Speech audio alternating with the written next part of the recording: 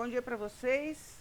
Espero que estejam todos bem. Eu queria pedir desculpas por ontem não ter feito o vídeo, mas eu queria que a situação do PL, do Projeto de Lei das Terras, estivesse mais concreta para a gente poder conversar.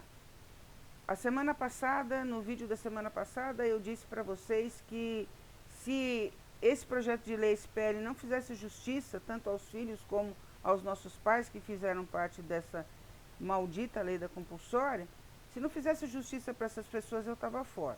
Continuo afirmando a mesma coisa. Então foi uma semana de muita conversa, de muito diálogo, e quando tem que ser, né? Eu queria agradecer, inclusive, os diálogos que eu tive com a Nádia. A Nádia me ajudou muito a poder passar para o doutor Pedro a nossa preocupação. Arthur também conversou comigo. Enfim, chegamos a um consenso e, graças a Deus, o PL pôde ser transcrito normalmente. Bom, por que tudo isso? Porque a gente não pode esquecer de nenhum detalhezinho se a gente quer começar a fazer justiça.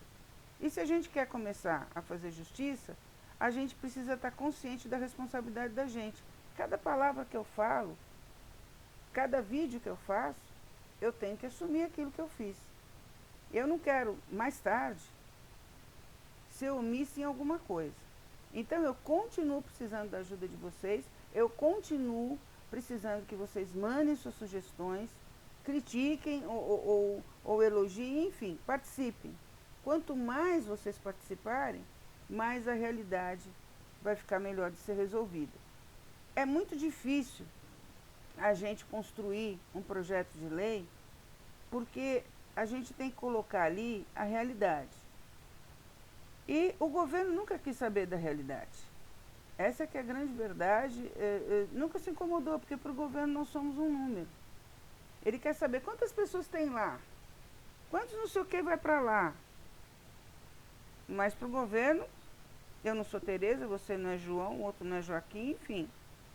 Para o governo nós somos uma estatística, tá? E quando chega um projeto de lei, esse número vira pessoas, que é a função do deputado estadual de nos representar. E ele, claro, nos representa como seres humanos e não como números. E isso tem que ser passado para os outros deputados da Assembleia Legislativa.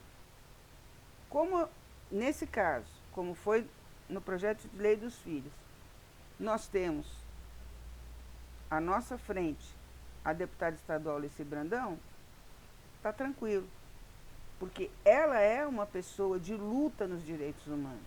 Então ela consegue ver a verdade do sofrimento que o isolamento compulsório causou, tanto para os nossos pais, quanto para o resto das gerações que se seguiram.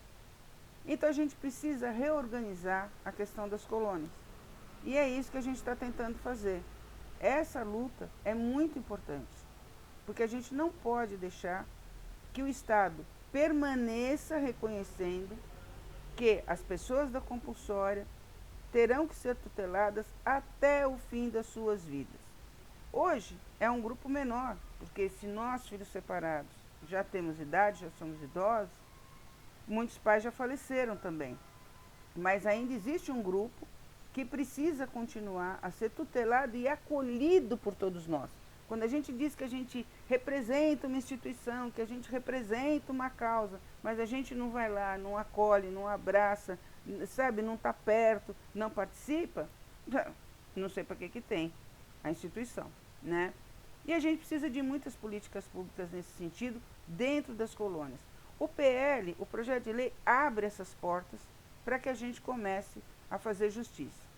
Hoje, antes de fazer o vídeo, eu perguntei para o doutor Pedro se ele queria que eu falasse alguma coisa. Ele disse: Tereza, deixe claro que o objetivo do projeto de lei é fazer justiça para as pessoas da compulsória. E, de fato, é fazer isso. Aliás, quando se trata do Santo Ângelo, que é onde eu nasci, é fazer justiça, inclusive, em memória da Raimunda, que foi uma lutadora dentro das colônias, principalmente do Santo Ângelo, onde ela morou por tantos anos e onde ela liderou muitas pessoas. Raimunda foi uma das pessoas, uma das primeiras pessoas, aliás, foi a primeira pessoa que eu conheci na minha primeira visita dentro de uma colônia, quando eu soube da minha história. Então, sabe, esse impulso que a gente tem se deve a esse espírito de luta que a gente aprendeu junto com a Raimunda também. O que aconteceu dentro das colônias? É muito fácil de entender, muito fácil. Quando o governo abriu as portas, ninguém precisava mais, acabou o isolamento compulsório, ele esqueceu de ter políticas públicas para a sociedade aqui fora receber essas pessoas e esqueceu de ter políticas públicas para quem estava lá dentro poder sair. Muita gente foi na infância lá para dentro. E na época que acabou o isolamento compulsório, já eram pessoas com 40, 50 anos. Então, continuou sendo tudo fechado. Abriu porta, abriu. Mas as pessoas continuaram lá, né? Não houve essa deshospitalização. Ela era necessária. Essas políticas públicas precisam ser criadas ainda.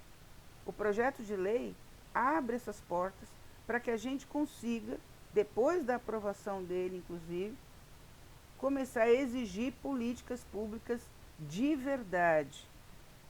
Mas o governo não vai poder deixar de tutelar, porque o estrago que foi feito lá para trás não tem mais conserto. A gente pode tentar daqui para frente. Tem muita gente que mora dentro das colônias que não tem nada a ver com as questões da hanseníase. Isso é injusto.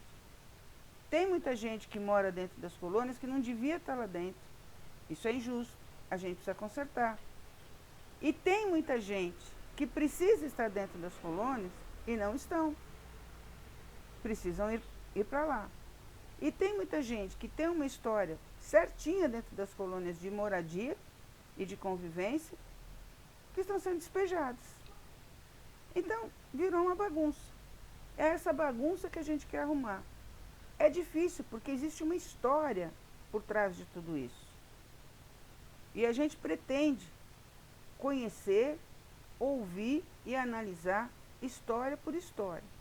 O PL é uma porta se abrindo. Quando essa porta de fato se abrir com a aprovação desse PL pela Assembleia Legislativa do Estado de São Paulo, muitos trabalhos, muitos projetos precisarão existir. Então, um PL não vai resolver. Como, aliás, 11.520 não resolveu tudo. Ajudou? Ajudou muito e ajuda muito até hoje. Mas as colônias continuaram do jeito que são. Nada foi dito, nada foi feito. Agora, me estranha muito, isso eu não poderia deixar de dizer, com todo esse preconceito que tem, né, que é milenar esse preconceito, de repente, a gente vê as pessoas morando dentro das colônias, acabou o preconceito. Por quê? Porque ficou fácil, né? Mas esse fácil vai ter que ficar difícil, porque a gente vai ter que organizar essa fila por ordem de direitos adquiridos. A gente vai ter que organizar essa fila por ordem de justiça a ser feita. Então, gente, queria agradecer a todo mundo que colaborou nessa semana, principalmente, para que esse projeto de lei ficasse pronto. Pedir para você não abandonar, continuar a falar, a criticar, a elogiar, a trazer sugestões. Tá? Como eu já disse outro dia, o celular do Dr. Pedro virou público, né? Mas ele está sempre pronto a ouvir. Por quê? Porque ele é o advogado dessa questão, junto com o Dr. Ricardo, da deputada Alice Brandão. Ele precisa ser informado de tudo. Então vamos continuar a colaborar, vamos continuar a ter fé, porque vai dar certo. Agora, não vamos parar de falar. Quando a gente achar que está injusto, quando a gente achar que a coisa não está caminhando bem como deveria, quando a gente sentir que existe um interessezinho por trás de algumas coisas que não vão, sabe, combinar com esse senso de justiça e de verdade que a gente quer, vamos falar. Vamos falar, vamos ficar em cima, vamos exigir, por um único motivo. Hashtag, a gente não vai parar de pedir justiça. tenham uma semana abençoada e um bom dia para vocês.